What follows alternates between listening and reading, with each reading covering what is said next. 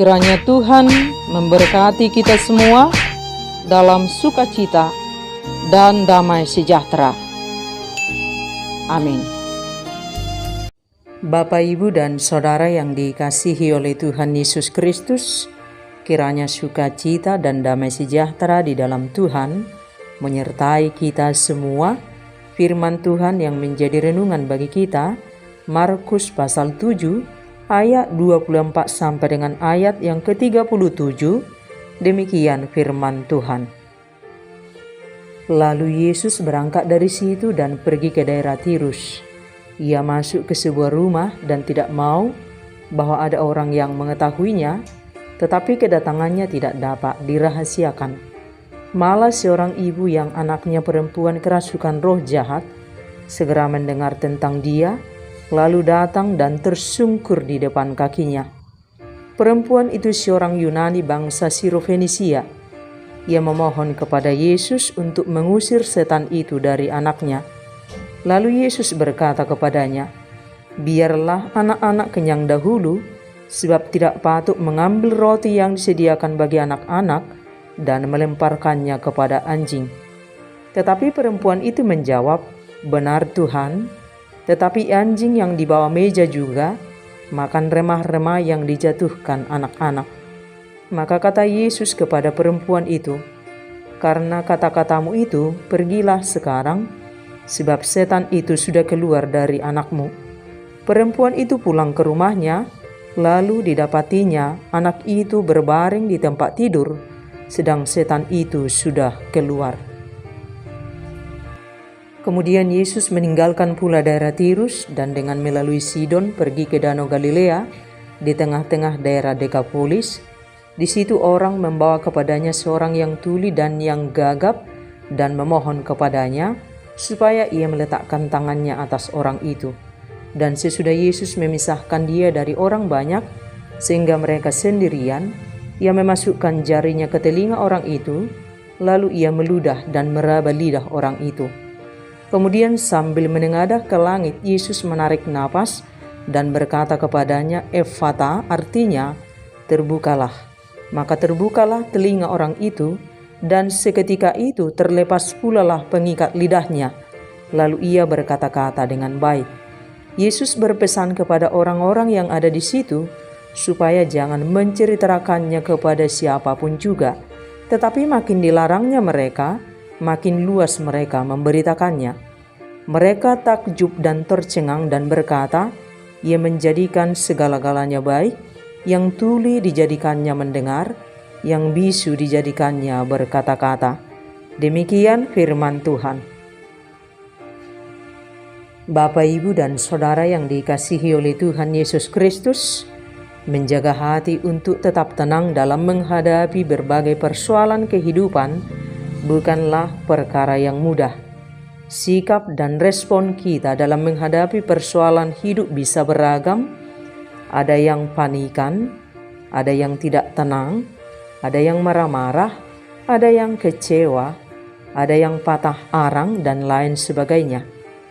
Mari kita belajar dari seorang perempuan Sirofenisia yang memiliki respon yang positif, respon yang sangat baik, dengan hati yang tetap tenang dalam menghadapi persoalan kehidupannya. Anak perempuannya kerasukan roh jahat, dan dia datang untuk menerima penyembuhan dari Tuhan Yesus Kristus. Tetapi Tuhan Yesus Kristus mengujinya dan sekaligus mengangkat imannya yang luar biasa di tengah-tengah umat Israel yang tidak sepenuh hati beriman kepada Tuhan Yesus Kristus. Perempuan Sirofenisia itu datang tersungkur di hadapan kaki Yesus, dan ia memohon kepada Yesus untuk mengusir setan itu dari anaknya. Lalu Yesus berkata kepadanya, "Biarlah anak-anak kenyang dahulu, sebab tidak patut mengambil roti yang disediakan bagi anak-anak dan melemparkannya kepada anjing."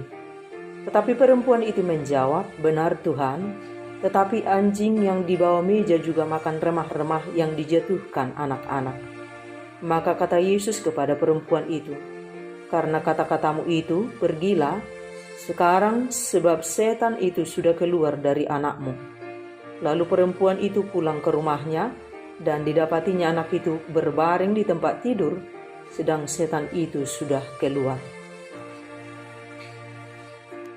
Perempuan Siro-Fenisia itu merespon perkataan Yesus dengan hati yang tenang, dengan pikiran yang tenang.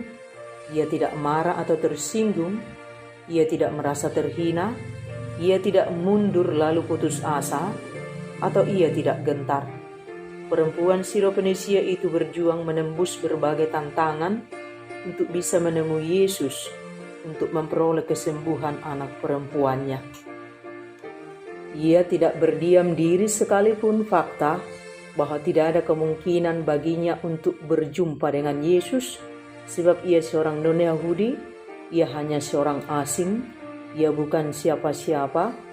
Namun ia memiliki iman yang teguh, iman yang pantang menyerah. Ketika berhadapan dengan masalah dan tantangan hidup, itu ia lakukan untuk mendapatkan pertolongan agar anaknya sembuh. Perempuan Siro-Fenisia itu merespon dengan sangat tepat sikap Yesus dan perkataan Yesus kepadanya yang sesungguhnya itu sebagai ujian baginya. Apakah dia akan panas hati, marah, tersinggung, kecewa, merespon perkataan Yesus kepadanya, kemudian dia pergi dengan kecewa meninggalkan Yesus? Jika itu dia lakukan, Alkitab tidak akan menuliskan ketenangan, keteguhan iman seorang perempuan Siro-Fenisia yang anaknya disembuhkan oleh Tuhan Yesus Kristus.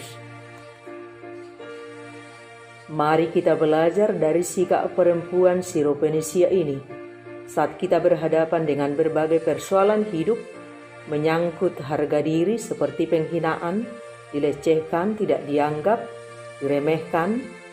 Dia tetap tenang dan tidak merasa terhina. Mampukah kita tetap bertahan tenang, tidak marah, tidak tersinggung, seperti yang diperbuat oleh perempuan Siro-Fenisia ini? Yesus melihat ketenangan hati perempuan Siro-Fenisia itu dengan iman yang pantang menyerah, dan akhirnya ia memperoleh mujizat dari Tuhan Yesus Kristus. Tahukah kita terkadang sesuatu persoalan hidup yang menimpa kita adalah ujian dari Tuhan. Hal ini untuk melihat bagaimana sikap kita menghadapi masalah kehidupan, dan ujian, masalah akan selalu ada sepanjang hidup kita.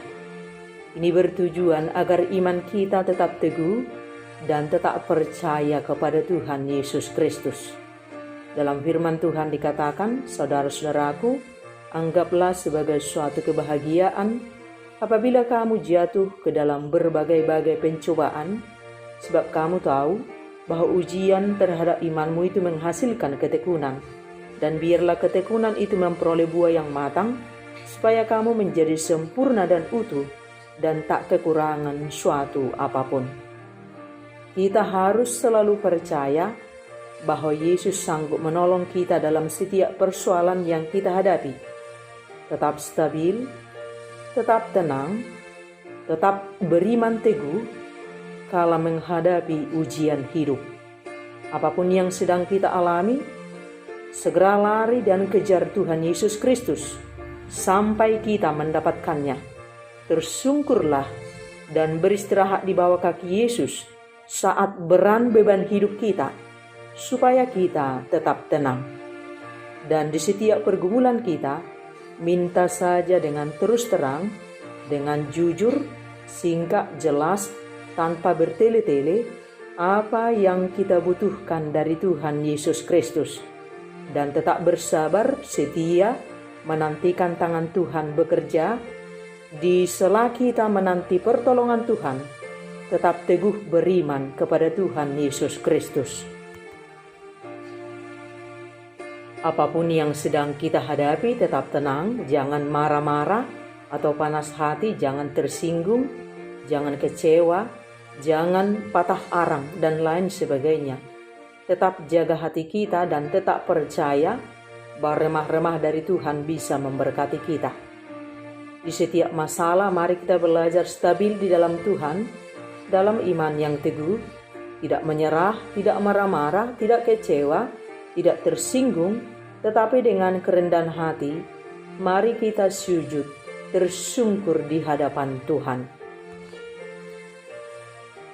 Apapun masalahmu hari ini, segera datang kepada Yesus dan tetap tenang, tetap teguh di dalam iman, dalam proses penantian kita memperoleh pertolongan dari Tuhan Yesus Kristus.